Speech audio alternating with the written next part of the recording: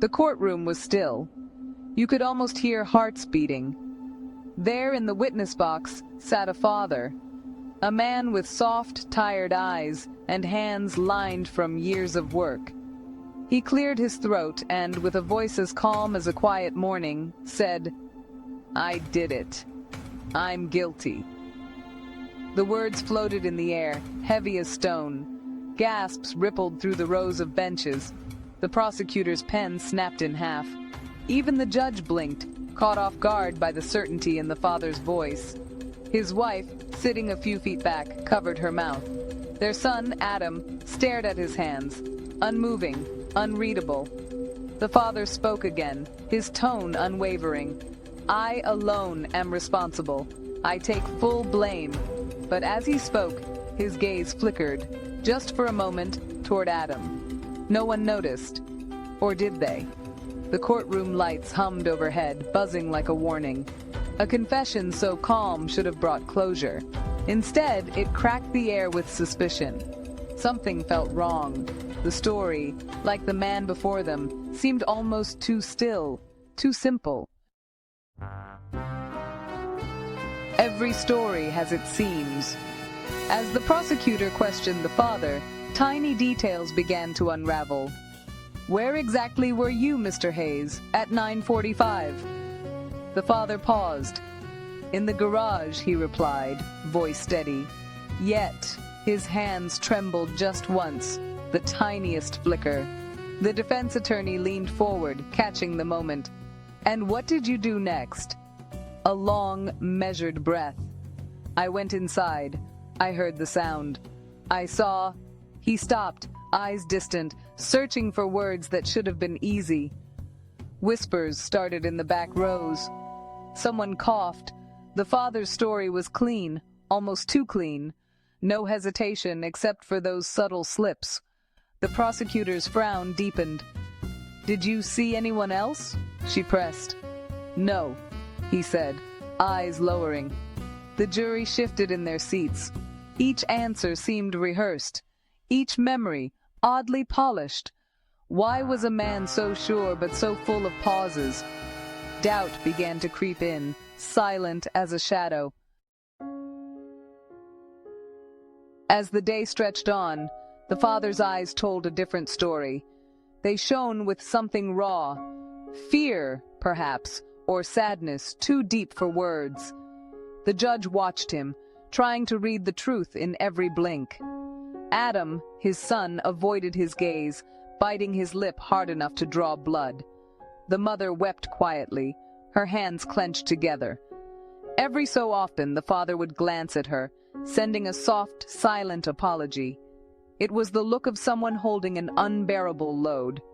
His lawyer whispered, "Are you sure?" The father nodded, face set with gentle determination. Outside, rain tapped at the windows. Inside, tension thickened. The prosecutor asked about the fingerprints on the kitchen door. The father hesitated. "I must have left them," he said, voice softer now. But his eyes drifted, unfocused, as if searching for something lost. Every time Adam shifted, the father tensed. Everyone could feel a secret hanging in the room, a truth just out of reach, waiting to be found. As the trial moved forward, the atmosphere shifted. Jurors exchanged uncertain glances.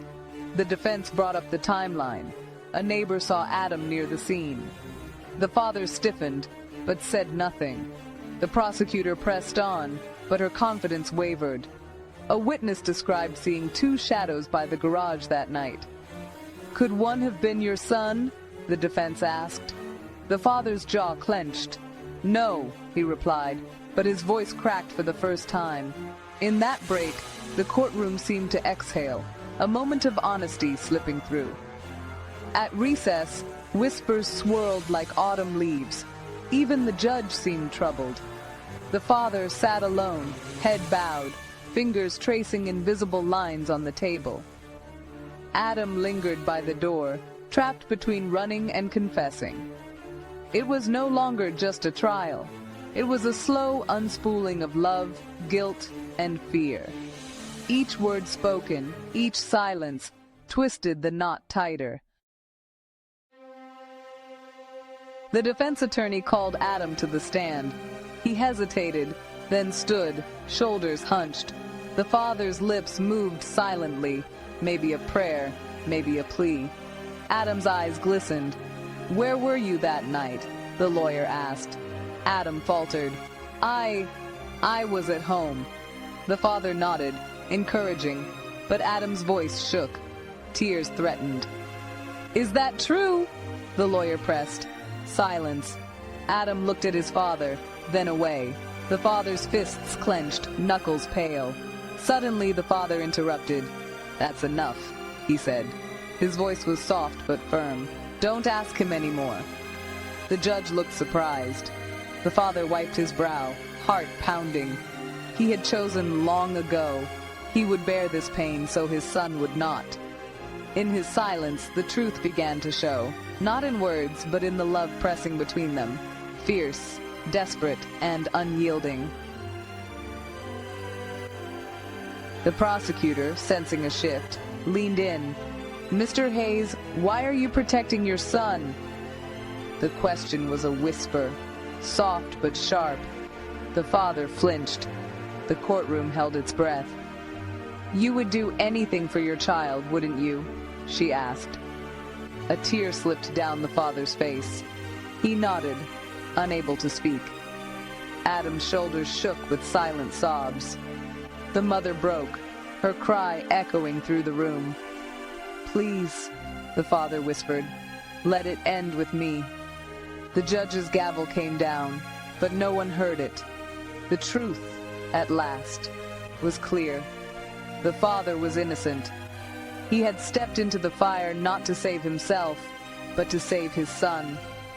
The courtroom was silent, each soul changed by what they had witnessed. No one spoke for a long time. Sometimes love means you carry another's burden, no matter how heavy. After the verdict, the father sat alone in the empty courtroom. The echoes of the trial lingered, haunting but strangely peaceful. Tears flowed freely now. He was a free man, but his heart still ached for his family. He closed his eyes, letting memory wash over him. He had chosen love, knowing it could cost him everything. In the quiet, he thought of Adam, his mistakes, his fear, his youth. All a father wants is to shield his child from darkness, even if it means stepping into it himself. A single truth filled the room like sunlight. Love is not about being right. It's about being there, no matter the cost. That is what justice, in its truest form, really means. As the doors closed behind him, the father carried his burden with a new kind of strength. In his heart, love and justice walked together, hand in hand. What's something people don't know about stories?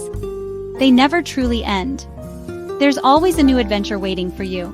Just pick your next tale and I'll meet you there. Subscribe to the Story Circle and let me know which story I should tell next in the comments.